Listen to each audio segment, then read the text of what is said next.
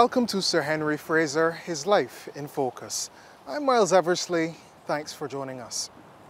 In the previous episode, Sir Henry spoke of the importance of writing and how it influenced his life. We'll begin this, the penultimate episode in the series, with Sir Henry speaking of his passion for writing articles of a non-medical nature. Well, non-medical writing is tremendous fun. When I was at school, apart from writing essays, we were also encouraged by Mr. David Pope, the English teacher for most of my school life, to write sonnets.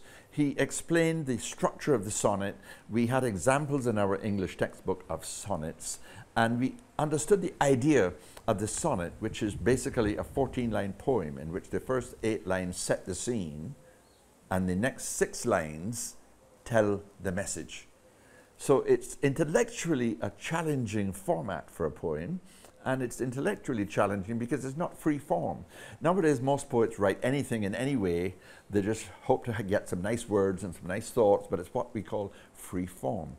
The sonnet is very formal. There has to be a rhyming scheme, it has to be symmetrical, and it has to have that basic structure of setting the scene and then telling the story or conveying the big message. And so it's something that's always lived with me. But I've written things of all kinds throughout life. I started writing short stories as a medical student. I wrote a few then.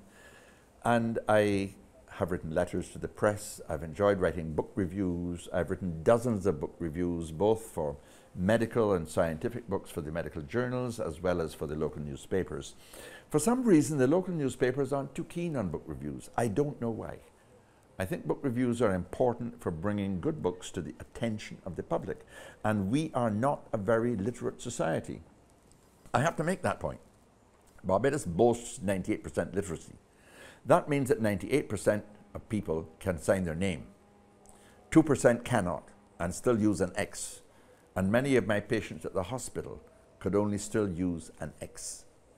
And literacy, to be able to read the headlines in the nation, is not the same as functional literacy, to be able to read in details. Many of my patients could not read and understand what was written on their prescription labels, on their tablet bottles, because they could not recognize words that were not simple words. They were not functionally literate. And today, when young people simply tweet just a few words, this is not genuine literacy. And of course, we encourage people to use a letter U for YOU and letter C for see things. So we are not genuinely literate, and we don't read very much. And I'm told we must accept this.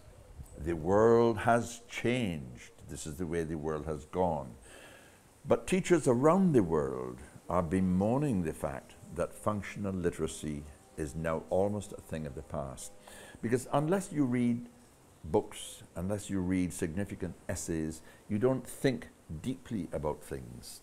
So many people know lots of things, basic facts, key things, headlines, the things you get quickly on the internet. People surfing the net are not reading in detail the thoughts of people who are challenging points of view or positions. They're getting basic facts. They're getting a few headlines. And that's the difference between the past, my upbringing, and the modern era, where people have lots of facts about lots of things, but are not really reading and thinking. So that is a big problem. One of the things I most enjoyed was when I was growing up, a neighbor, Mrs. Phyllis Innes, lent me her collection of BIM magazines. And so I was able to read widely what was published in the Caribbean, because BIM, produced by Thurl Barnes and Jimmy Cozier and Frank Cullimer, and then Frank Cullimer edited for 25 years, this was a magazine that aired and presented to the public the writings of Caribbean people, not just Barbadians. And so everything in there, essays, short stories, and poems were the 3 main things, and book reviews. These were the 4 main areas of non-medical writing that I've enjoyed from the days of reading BIM as a teenager right through to when I went to, where was it? I went to Alexandria on one of my WHO consultancies. And in Alexandria, I was so inspired by the atmosphere and the culture of Egypt that I wrote an article called Letter from Alexandria for BIM. So although I've had many papers published in world-class journals that have been reviewed by the experts and published, that article approved by John Wickham as editor, Letter from Alexandria, published in BIM, was one of my great tours de force. And I really got tremendous satisfaction from that. And then in later days, before I retired, but then after I retired again, writing columns for the newspapers. I started writing my column for The Nation, and I wrote something like 250 columns for The Nation. And then after retirement, I came back to writing and I wrote for The Advocate, and I wrote more than 400 columns for the Barbados Sunday Advocate. So I've written almost 700 Sunday columns.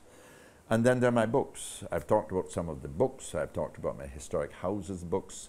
The book that was perhaps the most scholarly achievement was Barbados Chattel Houses with Bob Kiss as the photographer.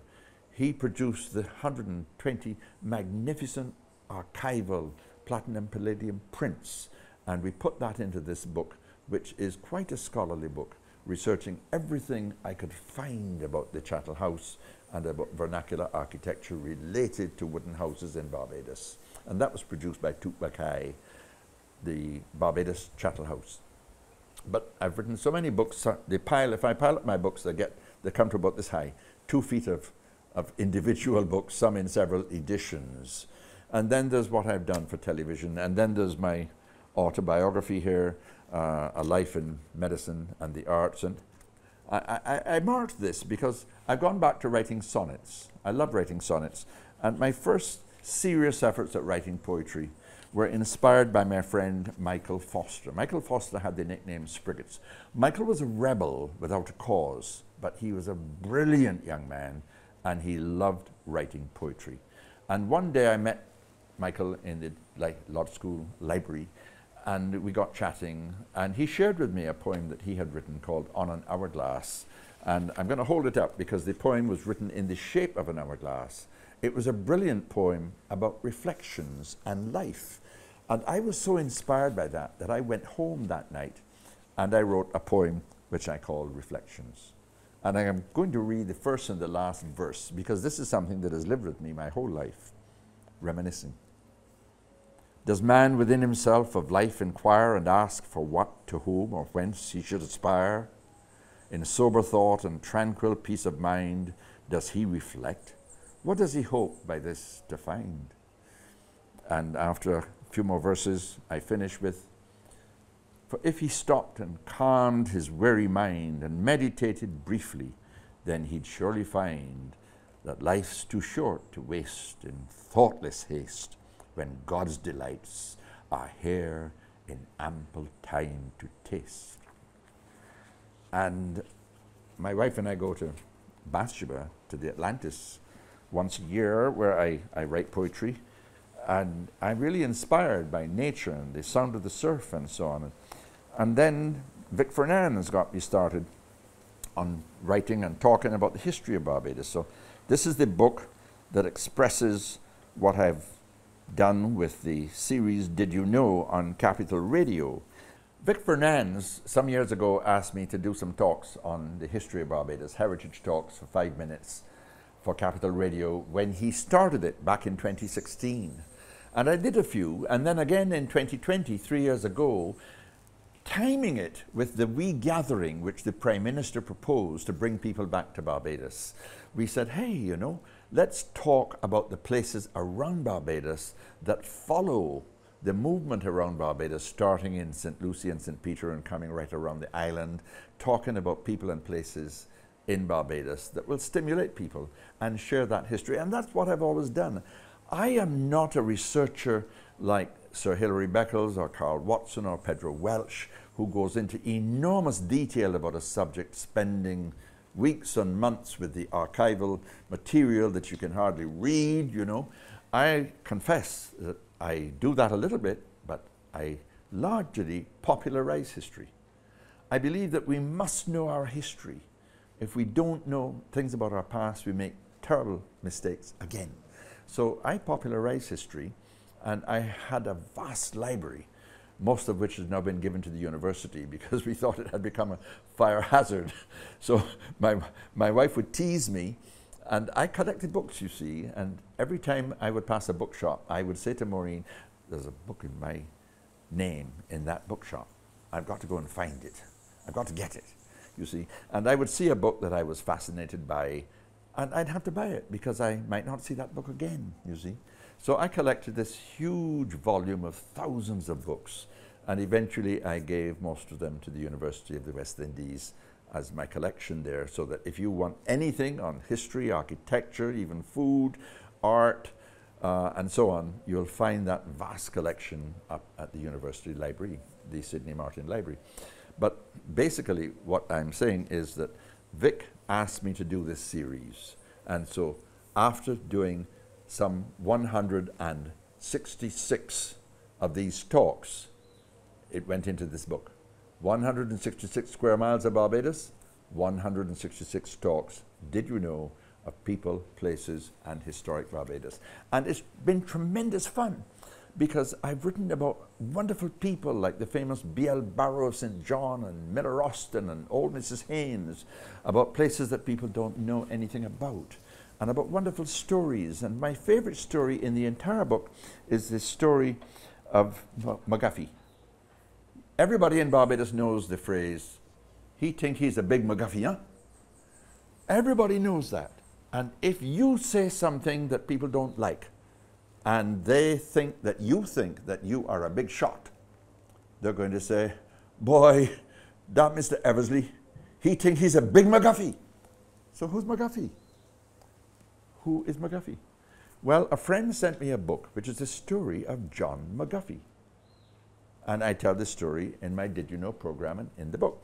Because John McGuffey was a Scotsman who came to Barbados to make his money, to make his life. Everybody thought Barbadian streets were paved with gold. So as a youngster of 16 or 17, he came down to Barbados. He found it wasn't paved with gold, and he worked as a saddler's assistant, making saddles for horses back in the 1820 or so.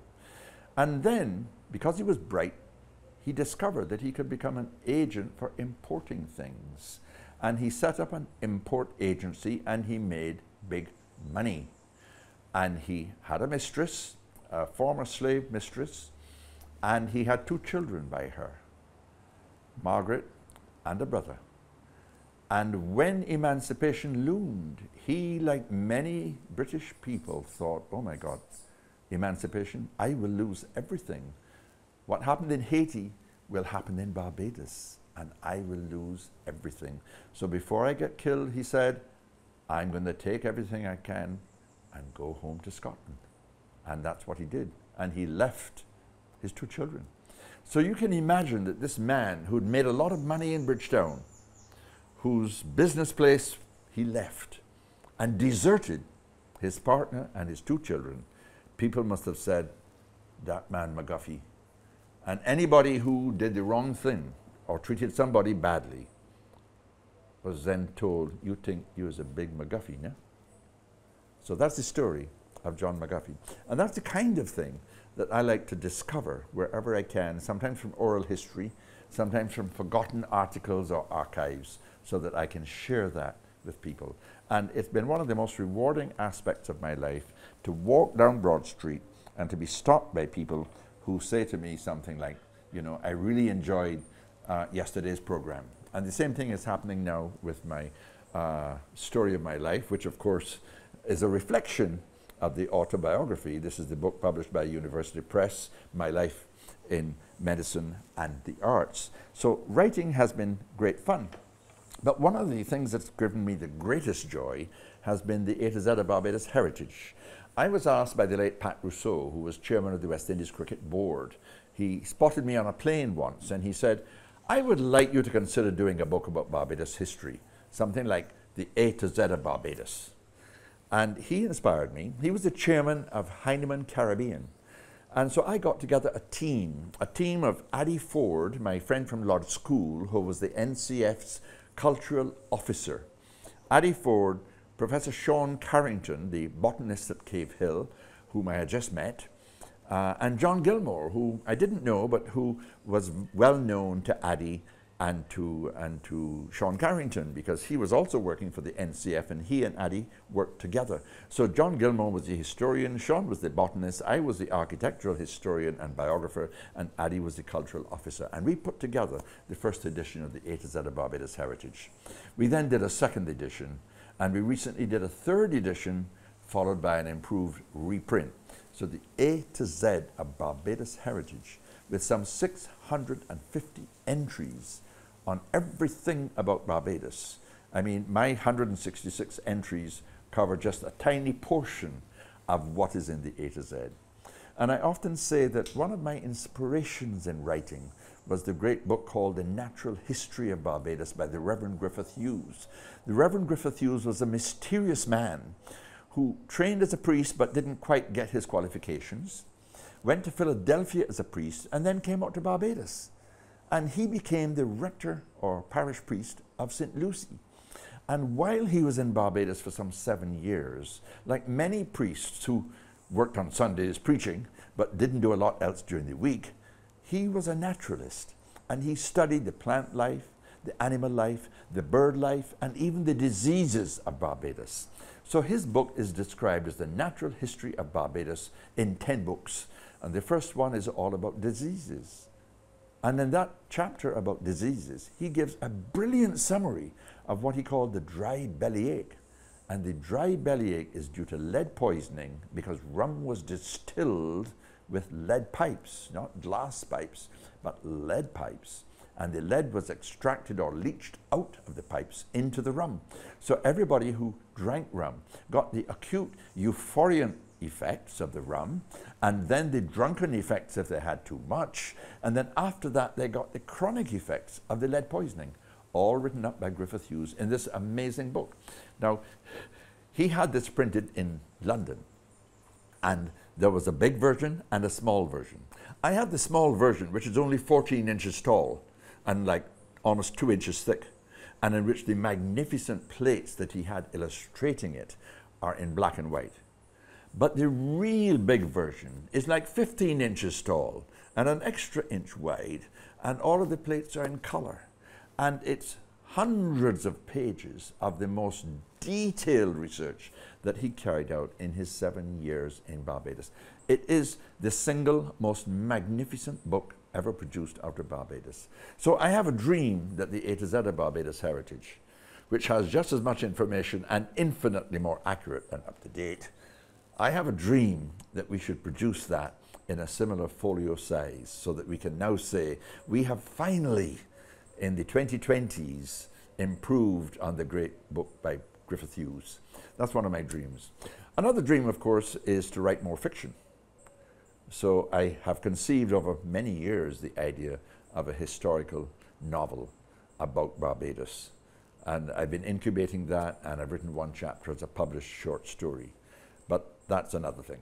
Well, Sir Henry, we'll await the final product with great anticipation. The program continues with reflections on heroes.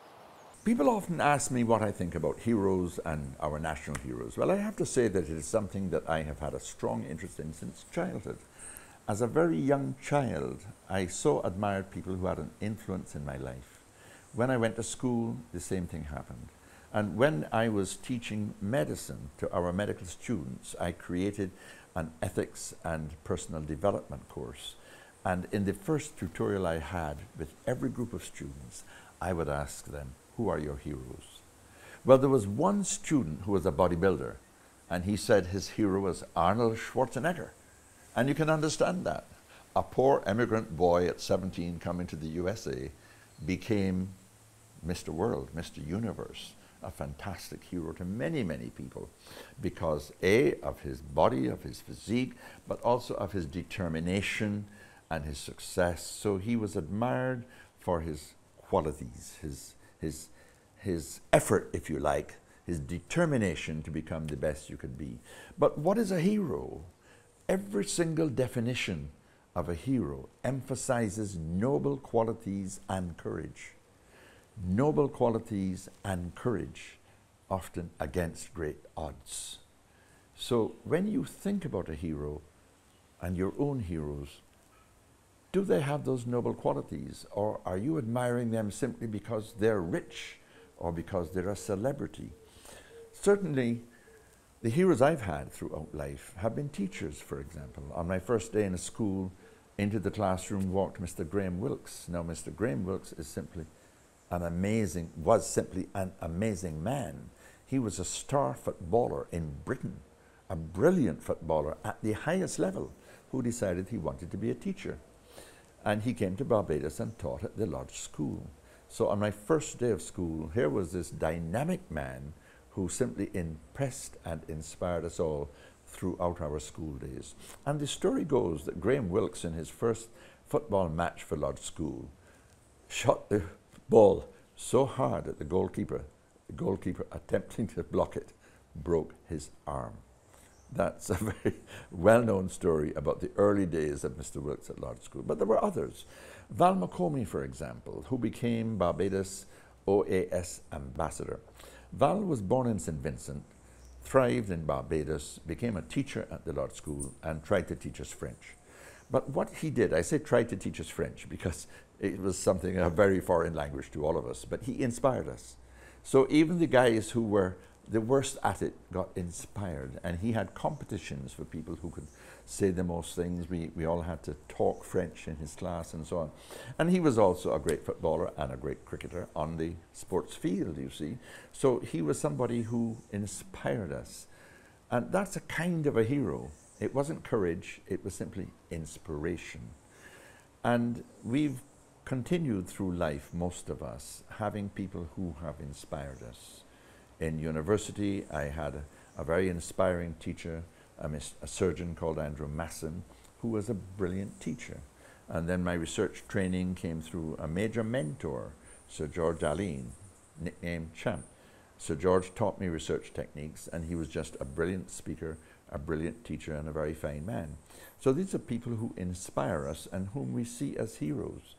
When I asked my students who were their heroes, apart from the one man who had an outstanding celebrity hero, Schwarzenegger, there were a few guys who said the Prime Minister, Mr. Errol Barrow, or Mr. Arthur.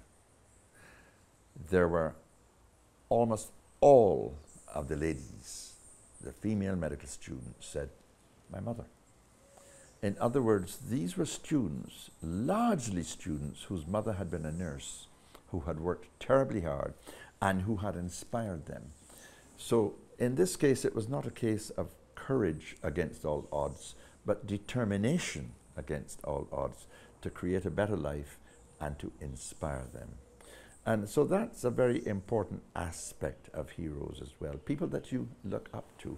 As a schoolboy, for example, it was not only the teachers, but other schoolboys who inspired me. People like Sir Keith Hunt, a big boy when I was at school, Sir David Simmons, Lolly Wedderburn, our Olympian from the Lodge School, the first Olympian winning a medal out of Barbados was James Lolly Wedderburn. So these were guys who inspired us. People like Dr. Michael Hoyas, who was older, other athletes who were older. They inspired us. So inspiration is a big thing, but courage is the primary ingredient. Courage against all odds. And in many definitions, suffering that goes with it. And what is the ultimate suffering? Death. People who die as a result of their beliefs. That leads us to the issue of national heroes. I've had the privilege of being involved in the National Hero selection. The first National Hero Committee was commissioned by the late David Thompson when he became the Minister of Education and Culture, replacing Mr. Sandiford, Sir Lloyd Sandiford, in 1987. He met with the National Cultural Foundation Board, of which I was a member, and he said to us, he wanted us to have a heritage committee, and the two major tasks that we should start with were identifying a number of people who should be named national heroes and to identify a place where statues of national heroes could be placed. Well, Leslie Watley or Leslie Barrow, as she was first, was the daughter of Prime Minister Errol Barrow, and she was a member of the NCF board, and she was the chairman of this committee. The other members of the committee were Norma Talma, David Sandiford, myself, and Leslie as chair, and we decided that we would co-opt two important historians, and the two important historians we co-opted would be Sir Hilary Beckles, who is now Vice Chancellor of the University, and Dr. Carl Watson as historians to add the political and particularly the historical detail and knowledge of these people.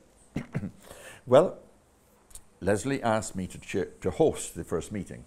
So we had a meeting right here on this front porch, and all of us, I think there were 7 of us, and I'm perhaps forgetting the 7th person who was there, but there were 7 of us at this meeting on my front porch, and we came up with the magic number 7.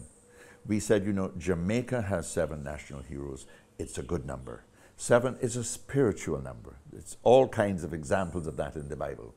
Let's identify 7 heroes. We could only come up with 1 woman, and that was Sarah Ann Gill, and that was Sir Hilary and Dr. Watson's recommendation. They knew more about her history than the rest of us, perhaps.